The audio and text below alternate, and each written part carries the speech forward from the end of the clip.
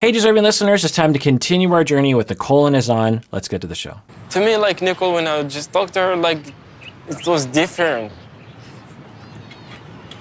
But I knew that I need someone like that in my life. And so after 2 weeks, you decided you wanted to marry her. Yeah, I know it's weird. I really know that. But you were still talking to other women too at the same time, right? Be honest with Yes, me. I'll be honest here. Honestly, there was a lot other women. I don't think I knew this up until this point. So it sounds like the mom is saying to him, after talking to my daughter for 2 weeks, you asked her to marry you. And you were talking to other women. And Azan is saying, yep, there were a lot of other women. It's interesting. Let's see what happens here. Was many. There's many like from America, from the whole world, from Morocco, from everywhere. So in other words, you were kind of keeping your options open. Yeah. So I finally asked him the hard question. Were there other women? I mean, to Azan's credit, he seems to be telling the truth. I mean, otherwise, why would you say such a thing? Now, I'm guessing what Azan is going to say is, yeah, in the beginning I was keeping my options open, but at a certain point I was like, no. Absolutely, Nicole is the one. I cut off all communication with those other women. I'm guessing that's what he's going to say. Let's continue watching. He was, in essence, hedging his bets. And of course, that didn't sit very good. I mean, you don't want to hear that your daughter is just one in a string of many. I want to know. Yeah, that is concerning. If Azan is telling the truth, which why would he lie about this? He was communicating with a lot of women online all over the world. And he, after talking with Nicole for 2 weeks, proposed to her. And for a period of time after that, was communicating with a lot of women to keep his options open. It looks bad, right? It looks like you're not being sincere, that you're essentially trying to trick people or something. I don't know. It's interesting. I wonder if we can hear more from him. I'm guessing we're not going to hear the full story from him, but hopefully we can hear what he's talking about there. Because there's two main hypotheses. One is, yep, I'm a scammer and I've always been a scammer and that's just how it is. Or a more innocent story is, well, yeah, I asked Nicole to marry me, but I didn't really think it was going to work out, to be honest. We'd only known each other for 2 weeks. And it was more of like a sort of a flirtation, a very exaggerated flirtation that I had. It wasn't for another few months later that I thought, oh, actually, I might actually really want to marry this person. I know it's stupid. It's just my dumb, immature way of flirting online. I don't know if that's what he's going to say. I think that's one option that would redeem him. I don't know. Maybe let's listen. About the voicemails. Those are women that you were talking to on the internet. No, only when I was with friends at night. This message happened when I was with friends at night and we've been talking, just like playing. But these were women from the internet, the women that you were chatting up. Yeah. Not just random people that you were pranking. Like, I'll be honest, like there's like some numbers that I had. Yeah, I've been doing that. What is he saying? I mean, English isn't his first language, so I think it's harder for him to explain himself. He's just saying a lot of words, and we're not, or at least I don't understand what he's exactly saying. Is he saying that these other women that he was doing the prank calls with, he didn't have any connection with recently? Or is he saying, oh yeah, I've been flirting and getting together with a lot of women this whole I don't know what he's saying. I know that I have to be honest, and it's no more playing, no more games. So I told her the truth, and I knew some of the girls that I've been texting, and like I had their numbers. I didn't thought that Nicole will see everything, so I didn't thought it's a big deal. But when Nicole talked to me about it, I feel like really bad. I mean, the way she was crying when she was talking to me, felt really bad. So Azan's response to this is interesting. It's harder for me to read him than Nicole, mainly because we don't get a lot of interviews with Azan, but also I think because Azan has this kind of elusive quality to him. And maybe y'all have watched ahead and you know more about his personality, but I can't tell what's going on here. My best guess, and it's just a shot in the dark, is that he is immature and he doesn't know what he's doing. I mean, when all of us think back to what we were doing when we were 14 years old, there's a lot of embarrassing stuff that we did, a lot of bad decision making, if you will, even when we were 17, even when we were 20. And Azan is, I don't know, mid-20s, somewhere around there, but he seems to have a younger vibe to him, especially when he is talking about this sort of thing. I don't know, though. Maybe it's just the way that he communicates. There are other less likely possibilities, like he doesn't have a lot of empathy for people. I don't know. Let's continue watching. You feel bad because you've got caught and now it's catching up to you. He had said that he had done those phone calls when he was intoxicated and when he was hanging out with his friends, and they were just, crank calls. Are you still doing it now? No, really no. You're being honest with me. I swear that I'm honest, like I stopped. Look me in the eyes and say that. If you can't look me in the eyes and tell me that you're not talking to any women right now, if you can't look me in the eyes and say that, then you're telling me that you're still in contact. Yeah, I'm going to give this to the mom. I think she has reason to believe that he is still talking to other women. He seems to have a coy vibe as he talks to me. He's like, yeah, it's funny, I'm not mocking him, as I always say. I'm just emulating the vibe. He's, me. He seems to take some pride in his ability to have a lot of different women that he communicates with on the internet or something. And clearly, I think that's what led to him doing the prank calls in the first place. I'd be curious behind the scenes what Azan is like.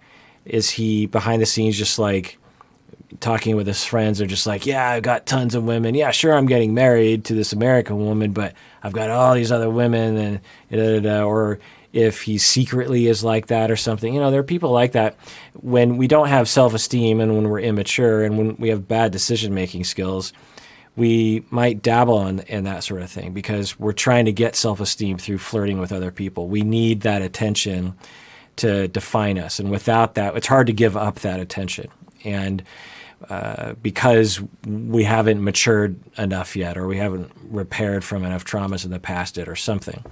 And he seems to give off that vibe. He seems very coy. And I, watching this, don't believe him when he says that he isn't communicating with other women still to this point. Why would I say that? Well, one, he seems to be giving a vibe of that. And two, he said in the past, up until a certain point, he was lying. On multiple occasions, either lying by omission or just flat out lying about his continued connection with other women, that he's been lying to Nicole. And this is the destructive power of lying, that when you lie about that, people don't believe you anymore, never cry wolf, that kind of thing. So when he says right now, oh no, it's completely done, you'd almost be kind of stupid to believe him at this point, because he's proven himself to be someone who would lie about that. And I think he's dug himself into a hole here, and I think the mom has a lot of reasons to be concerned. Now, it's not necessarily the mom's jurisdiction to control this situation. It's certainly within her right to ask questions and to have feelings and to say, this doesn't look good. But for her to dictate what happens between these two is really just up to Nicole and Azan. Well, I promise that I'm not talking to any women now. Like, I really stopped all this stuff.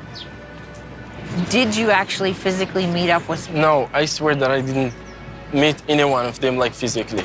I've never, like, cheated that way, sleep with someone when I'm with Nicole. It never happened. So I could believe that part of it.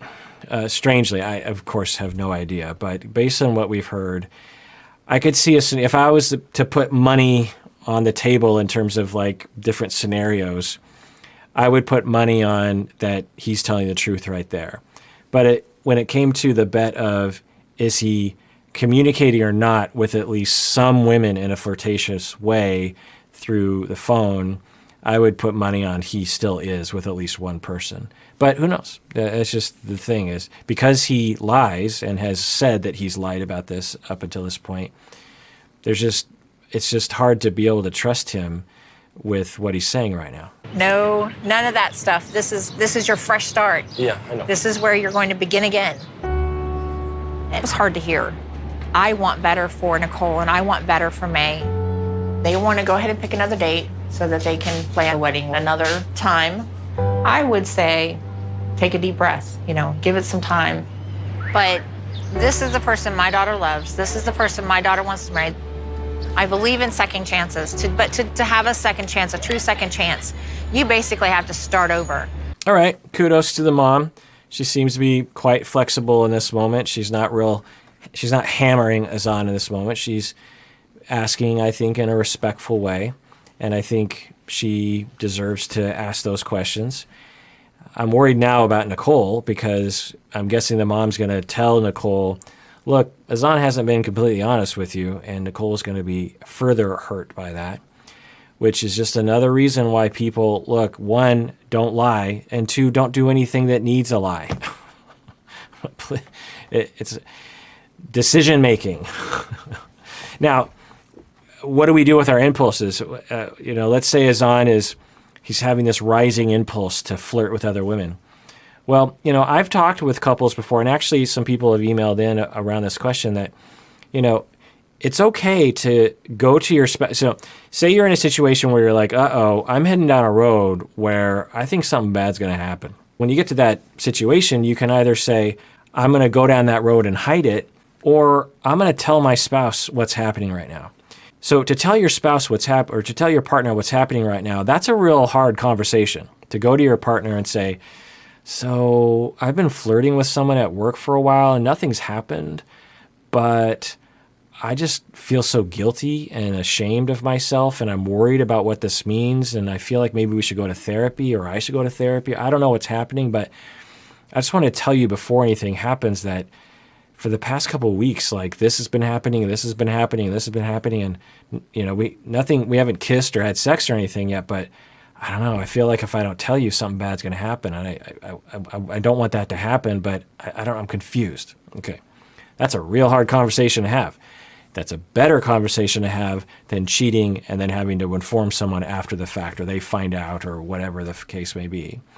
So for Azan, he could have gone to Nicole and said, I'm having all these urges to like flirt with other women, and over texting and stuff.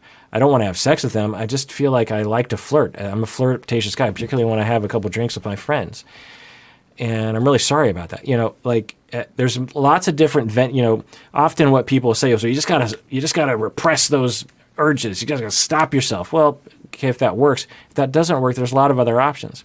Seeking out mentorship, seeking out therapy for that. There's a lot of other options other than I'm just gonna white knuckle it.